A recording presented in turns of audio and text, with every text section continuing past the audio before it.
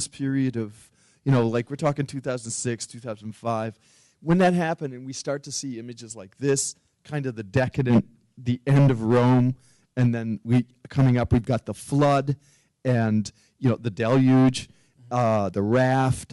I mean, but I don't see them as dark. You don't? No, I don't. But they're apocalyptic. Look at everybody's, helping each other, those arms extended, and they're helping each other. And even they know that their time is over, the best of human nature has come out in them instead of their animal instincts to fight for the higher ground or fight for the highest place.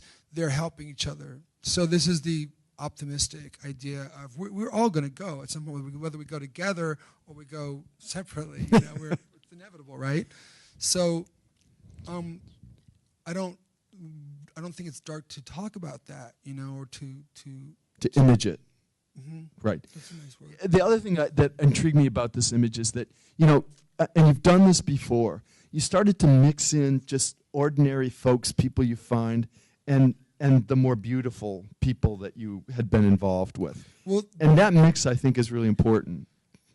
Everything is important. The casting is super important on a shoot like this because this is a 30-foot panel, and it's a 30-foot panel. 30 feet when it's shown in museums and when it was shown in the galleries. And, if it was only people with beautiful bodies, it starts to look like some sort of fashion. So it's a real weird balance that you have to walk. Photography is a different language than painting, and when you're talking with nudity, especially the male figure, the female figure is much more acceptable to see naked, but the male figure in photography, you can't generify it like they did in the Renaissance. They kind of you can't idealize it. Well, what I'm talking about is like the penis. Right. You can't generify it. You know what I mean? Like in the Renaissance, they were kind of just like if you think of David, or for instance. Yeah, it's a gesture. It's just a gesture. It's a little penis. But in photography, it's like, is it got a lot of pubic hair? Is it shaved? Is it cut? Is it uncut? So and these are literal things. I hate to talk about this image and crass, but this I think you actually have to deal with when you're doing a photograph like this, because people are going to look at it and are they going to laugh, or are they going to just be distracted because there's the male, they're not used to seeing it outside of the realm of pornography or the internet in some sort of commodity form. They're not used to seeing the nude male, right? So you have to be careful, and you don't want kids to like laugh at it and giggle and be embarrassed. So you have to think about these things when you're shooting, because photography is a different language than painting, and it just means something. And nudity in photography, in a way, I'm trying to rescue it from just being only immediately. If you stop someone in the street and say, "Would you like to be in a photograph when I'm naked?" They're like, they think right away, photography naked. Oh, it's I'm on the internet and I'm going to be, right. You're, going to do some, porno picture of me for some sort of gratification, sexual gratification, monetary, whatever. And, there's more to the human body than just, to photograph it just for porn, and in the art world, you will see the deconstructed figure a lot in photography. All the time.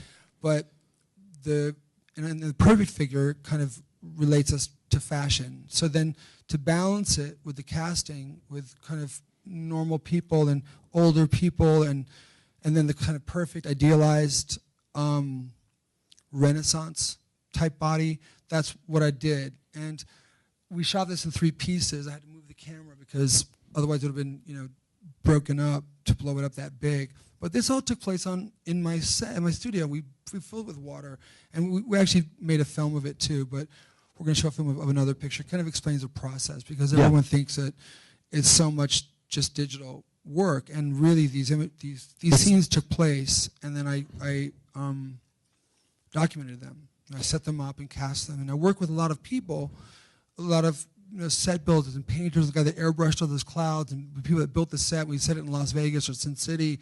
We cut the car in half lengthwise so it could look deeper than the water actually was, and then built this tank in the back of my psych in LA and filled it. And it was really this, and I had to explain to every model what this whole story was about, so everybody would be on board and be really excited about it, and understand that this image was going to be, you know, seen in museums and seen in galleries, and it wasn't exploitive, and it wasn't, you know, for someone to get off on, and so that they could really be a part of it. And you know, so you're really collaborating with a lot of people from the set builders and the prop people, and you know, and I love that collaboration. But to take all that work and to attribute it to a computer is not fair. You know, it's not fair for the people I work with. Well, you know, you go back to those first images that you made, and you know what's so delightful to me, or what I like so much, is that the hand is so present for you. It's so much about making something in the darkroom. It's so much about that, you know, being physically involved with these things, and it's not just a kind of digital ether space.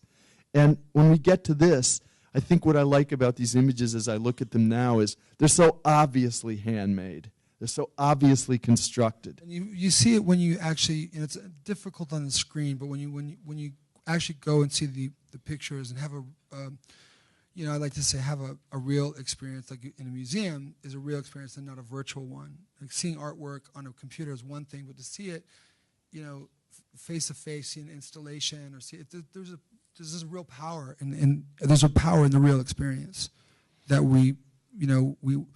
the screen, the movie screens, and we watch so much stuff on screens today that experience is kind of less impactful than actually going and doing things. Virtual experiences have become so commonplace that it's banal. That when we actually go to a museum and go to a gallery and physically, then you're having a more profound thing. You remember it. You know, but you can't remember what you watched on TV last night, but you can remember the show you saw at you know, at the museum. Or so when I was asked to come back and show in galleries, it was a big surprise. And this is the first picture we did, the deluge, and then these other pictures kind of were in support of this concept of this the biblical flood, but I was doing the sort of flood of the future. These are the Awakened series, and there's sort of this idea of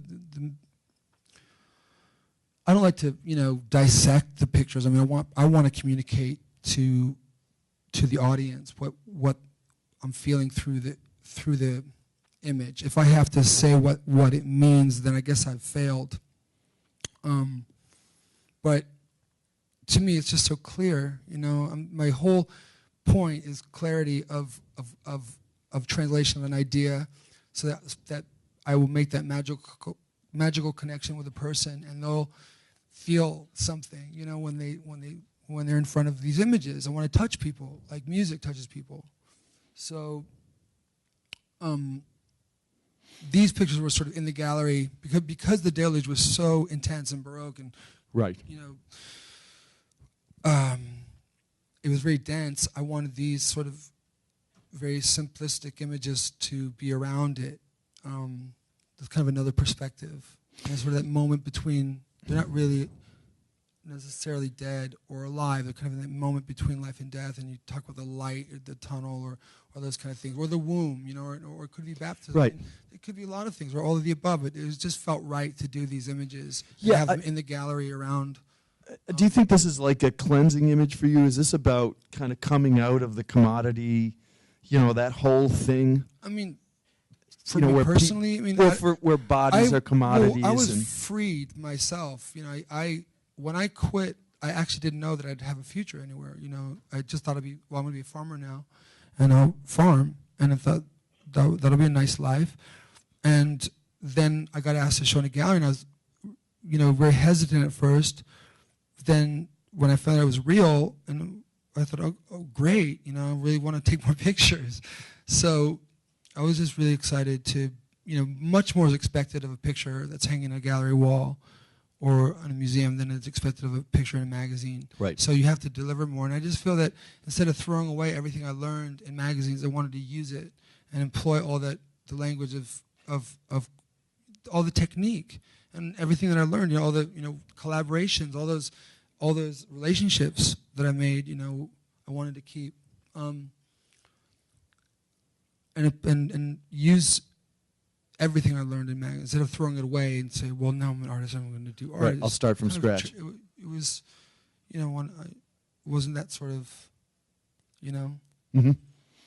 Absolutely. Yeah. I'm trying to. How are we doing on time? I think we're really late. Are we really late? Yeah, we probably. Well, yeah, we're kind of late. You know, I'm wondering if maybe we should. We can do it however you want to do it, or whether we should like jump to the current series, talk a little bit about the flowers, and then do our video next. Yeah, I'll finish up with this. Yeah. Other stuff. Wanted the very pedestrian looking. You know, I went and picked all the clothing at the Goodwill. I wanted things that didn't flow. I wanted sweaters and knits and things that wouldn't be diaphanous, and like underwater ballet photos and things that I'd seen. And you know, just getting these people. I met this woman at Trader Joe's, and you know, just would you come be in this photo in the water? And it was really incredible experience. Do you want to jump into a tank of water? Is that what you said? Yeah, be in a tank. You know, but you can't come across like a crazy person. You have to talk to them and walk them through them, show them your work. You know, like it's people excited. Yeah, it's my favorite. I mean, that's a remarkable picture. And then this was part of that series too, and sort of at the end of people's lives, you know, the cliche that you know, the deathbed convert, and so that was sort of this idea of where, you know, when the flood happens, what then happens to these institutions or these places? And, well, the little girl kind of knows the secret, or she knows the answer, and it's when the end comes is when the materialism falls away, and then people start looking for the deeper things and looking what their life has meant. And the museum also, for me, was very much a part of this. You know, if you kept hearing about auction prices, and everything was being judged in the art world about, you know, this went for $22 million, and this went for this, and this, you know, and my God, everything was just about how much it's worth. And really, in the end, if you can't use it as a raft, you know, the idea of pricelessness and valuelessness, if you can't use it as a raft, you know, it's valueless, right? When you're dead. What your portfolios and your stocks and your everything your ownership of, it's all this lie. And the museum, for me, art is it's like nature, you know. It's the idea of it and people owning it and stuff is fine, but you know, that's not the point of it. The point is that you're sharing something with people and you want to connect. And to me, when you go to a museum and you're staying, you know, I had an experience years ago when I was a kid in front of Guernica and looking at it at MoMA when they had it, and there was nobody there at that time. And for that moment, it was mine, you know. That was, and you carry it with you, and so it's you know, it's just a piece of paper saying you own this thing, and you know, I was just very, very interested in this sort of these ideas, you know, valuelessness and pricelessness, and try to express that. But art's a raft. I mean, it is a kind of raft. Mm-hmm. So yeah, we can just skip through. These are the shows from the Lever House, and these were directly from the show I did in '91 that nobody saw. And this was Adam and Eve under the microscope. But it was also kind of like the AIDS virus, the chain of life. And it was nice that I got to realize this show once again 20 years later. Yeah, in that space too, which is a wonderful space.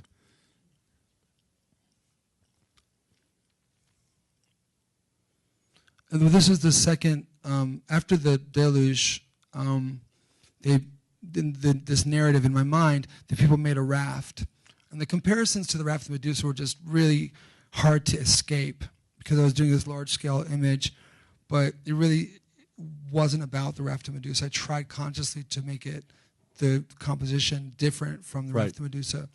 The Jericho, the very famous Jericho at the Louvre. But this was sort of it's called the Raft of Illusion Raging Towards Truth. And so this is the second, part 2, after the deluge. And the third part is Paradise Regained, where they made it through the storm, they made it through the darkness, and they arrive, you know, at the shores of paradise or enlightenment. and that's what I'm working on right now. I was going to ask, is that's the current project? Yeah, that's what I'm doing. Excellent. That's what I'm doing. And this looks like cut and paste to me. Were you thinking consciously about this? I was cutting. I mean, it was three-dimensional, and it was just collage. Yes. I've always loved collage and working. These are some studies that I did before I made The Raven of Africa. I just cut these up from National Geographic, and it was a story called The High Price of Gold, and it was really about these the gold mine. When we had the crash in 2007, gold production increased tenfold, and its cost in Africa to the environment and to the suffering of the people digging these mines is incalculable. Incalculable. I can't say that word. It's hard to calculate. Yeah, impossible to calculate. It's a very something that I've always been thinking of. This is the final image, and you have these mountains that were now turned into valleys that you can see from outer space in Africa, and it takes 100 tons of ore to find enough gold for one wedding band. So the earth is just being removed, and again, we are ensuring our own demise in this ridiculous quest for security. We're actually ensuring our own. Africa was, to me, the cradle of civilization. And so I call this Raven of Africa, based on the Botticelli, Venus and Mars. Right, exactly. And the goddess of beauty and love, right. and the god of war and greed, and how that ancient notion that Botticelli was, taking from the Greeks is still relevant today, because we have so much technology. We're so smart. We can do all these incredible things, but yet we're still greedy. We still make war, and we haven't evolved, in this sort of as human beings. We haven't evolved in sort of a moral way or a kind of a spiritual way.